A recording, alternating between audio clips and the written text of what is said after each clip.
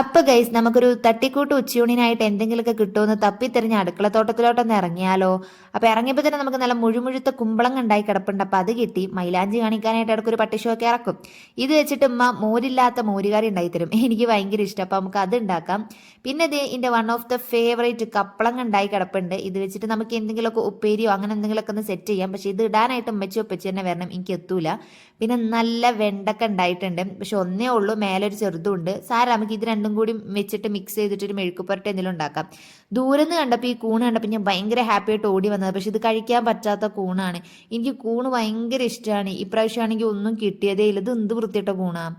പിന്നെ അതേ നമ്മളുടെ മുരിങ്ങേടല പറിക്കണോ അല്ലെങ്കിൽ വേറെ എന്തെങ്കിലുമൊക്കെ വെച്ച് ഇതാക്കണോ എന്നിങ്ങനെ ആലോചിക്കുന്നത്. കാരണം ഇപ്പോൾ ഒരു മുരിങ്ങേൻ്റെ ഇല കഴിക്കാനുള്ള മൂടില്ല. അപ്പം മത്തൻ്റെ ഇല പറിച്ചിട്ട് അത് വെച്ചിട്ട് നാളികേരൊക്കെ ചേർത്തിട്ട് ഒരു ഉപ്പേരി ഉണ്ടാക്കാമെന്ന് വിചാരിച്ചു. അപ്പം ഇത്രയൊക്കെ ഉള്ളൂ. Tata bye, see U.